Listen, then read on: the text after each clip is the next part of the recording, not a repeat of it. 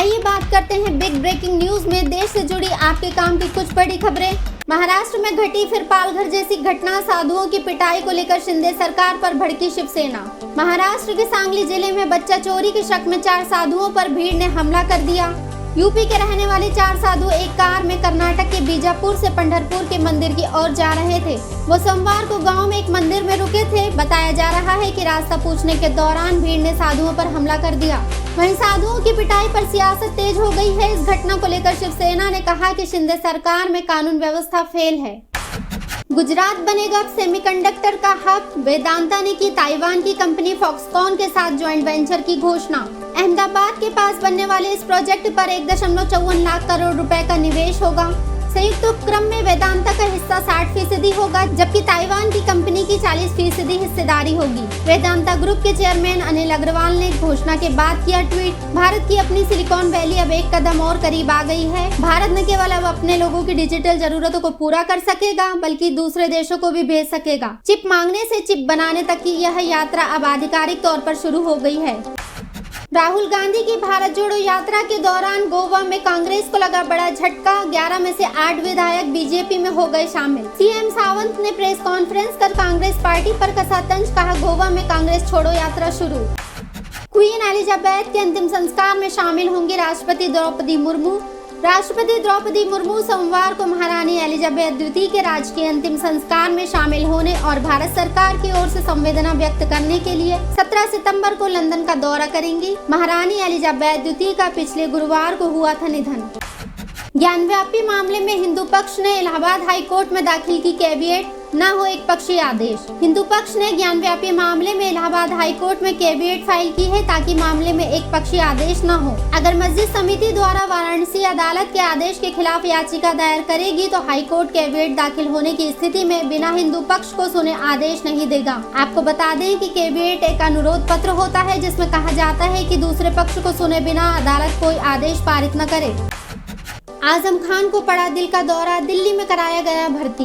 पूर्व मंत्री और समाजवादी पार्टी के कद्दावर नेता आजम खान को दिल का दौरा पड़ने के बाद दिल्ली के सर गंगाराम अस्पताल में भर्ती कराया गया है, जहां डॉक्टरों ने मंगलवार को उनके दिल की एंजियोप्लास्टी सर्जरी करने के बाद हार्ट में स्टंट डाला है। जांच के बाद उनकी एक नस में ब्लॉकेज मिला था। फिलहाल आजम खान डॉक्टरों की निगरानी में है। फिल्म ब्रह्मास्त्र की टिकट अब नहीं मिलेगी 75 रुपए में, टला नेशनल सिनेमा डे। कुछ दिनों पहले ही देश भर के मल्टीप्लेक्स एसोसिएशन ऑफ इंडिया ने 16 सितंबर को इंडिया में नेशनल सिनेमा डे सेलिब्रेट करने की अनाउंसमेंट की थी और हाल ही में रिलीज हुई फिल्म ब्रह्मास्त्र को मात्र 75 रुपए में दिखाने का वादा किया था। हालांकि अब ऐसा कुछ नहीं हो। दरअसल अब नेशनल सिनेमा डे 16 सितंबर को नहीं बल्कि 23 सितंबर को मनाया जाएगा। कह सकते हैं कि इस दिन को अब एक हफ्ते के लिए टाल दिया गया है।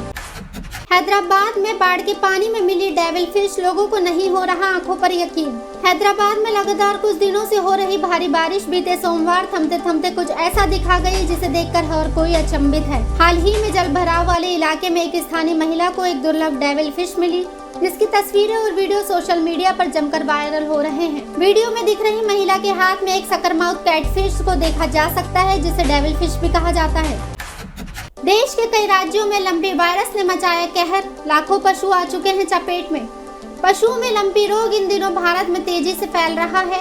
यह बीमारी गुजरात, राजस्थान, पंजाब, हरियाणा, यूपी, बिहार के बाद अब महाराष्ट्र और मध्य प्रदेश में भी दस्तक दे चुकी है, जिससे देश में दूध का बड़ा संकट पैदा होता नजर आ रहा है। सिर्फ राजस्थान में लगभग 11 लाख गायें इस बीमारी से संक्रमित है। नतीजा 4 लाख लीटर दूध का उत्पादन घट गया है, जिसके चलते राजस्थान की सबसे बड़ी डेयरी सरस ने भी दूध के दाम बढ़ा दिए हैं। बेगूसराय में सरेराह गोलीबारी को लेकर 7 पुलिसकर्मी निलंबित, गिरिराज सिंह धरने पर बैठे। बिहार के बेगूसराय जिले में 13 सितंबर की शाम सरेराह हुई गोलीबारी के मामले में कार्रवाई के तौर पर गश्ती दल के प्रमुख समेत 7 पुलिसकर्मियों को निलंबित करने की खबरें आ रही है। मंगलवार को इस घटना में एक के बाद एक 11 लोगों पर गोलीबारी हुई थी, जिसमें एक की मौत हो गई थी। इस गोलीबारी के खबरों में आते ही पक्ष और विपक्ष आमने सामने है। विपक्ष जहां इस घटना को सूबे में जंगल राज की वापसी बता रहा है, वहीं सत्ता पक्ष के प्रवक्ता इसे लीक से हटकर एक आपराधिक घटना कह रहे हैं। यहाँ हम आपको बताते चलें कि बेगूसराय से गुजरने वाले NH 28 पर हुई गोलीबारी के खिलाफ बेगूसराय के सांसद और केंद्रीय मंत्री गिरिराज सिंह धरने पर बैठ गए हैं। तो ये थी देश से जुड़ी कुछ तमाम बड़ी खबरें। इसी तरह की बिग ब्रेकिंग न्यूज के लिए जुड़े रहिए हमारे साथ। ब्यूरो रिपोर्ट, सच्ची खबर वाला।